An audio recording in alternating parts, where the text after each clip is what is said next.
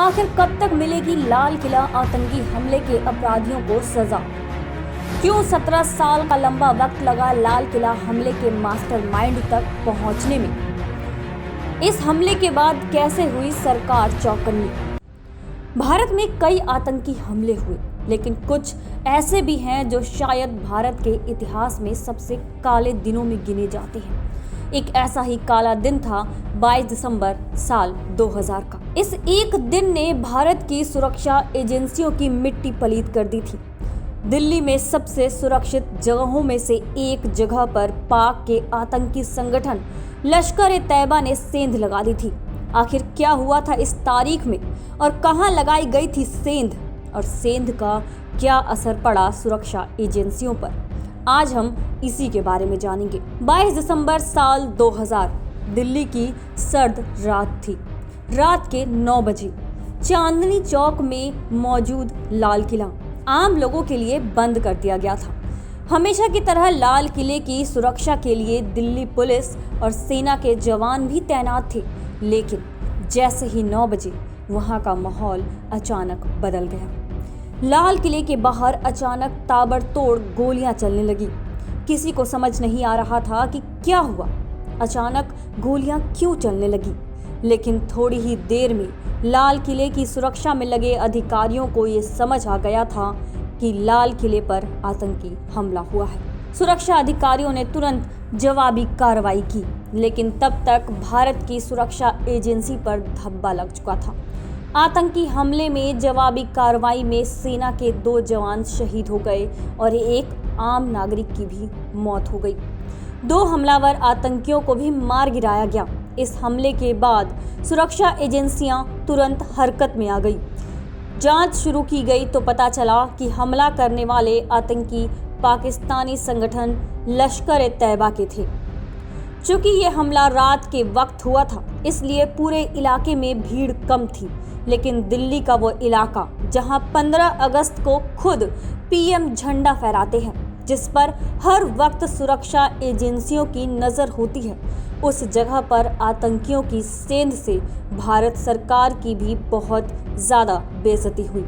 लेकिन क्यों हुई ये चूक और क्या कदम उठाए इस हमले के बाद सुरक्षा एजेंसियों ने? लश्कर-ए-तैयबा के हमला करने की खबर ने सुरक्षा एजेंसियों के कान खड़े कर दिए। तुरंत इस पर धरपकड़ शुरू हुई। इसमें लश्कर के आतंकी बिलाल अहमद कावा का नाम सामने आया। कावा ने ही लाल किले पर हमला करने की सारी साजिश रची थी।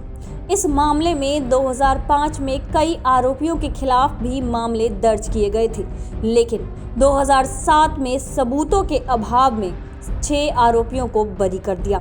लेकिन हमले में शामिल पाकिस्तानी नागरिक मोहम्मद आरिफ उर्फ अशफाक को निचली अदालत ने दोषी मानते हुए फांसी की सजा सुनाई। अशफाक ने पुनर्विचार याचिका और क्यूरेटिव याचिका दोनों ही डाली थी, लेकिन पुनर्विचार याचिका को 2013 में खारिज कर दिया गया था और वहीं क्यूरेटिव याचिका को 2014 में खारिज करते हुए फांसी की सजा को बरकरार रखा गया।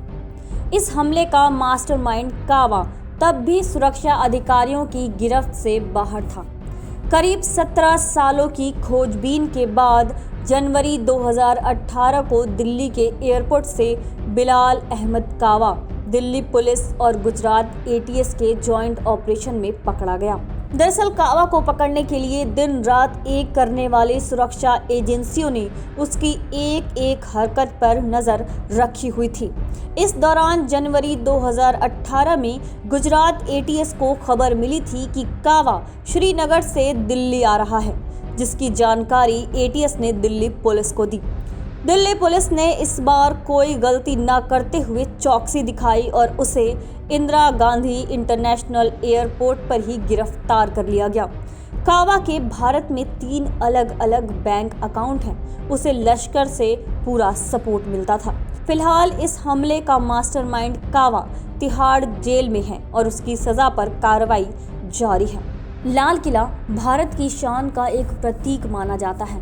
इसकी सुरक्षा में लगी सेंध ने सुरक्षा एजेंसियों, पुलिस और सरकार पर कई सवाल खड़े कर दिए थे।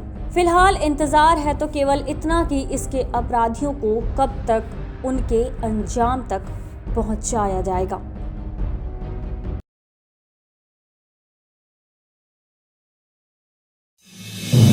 आप देख रहे हैं नेट्रिक न्यूज, साहस सच कहने का।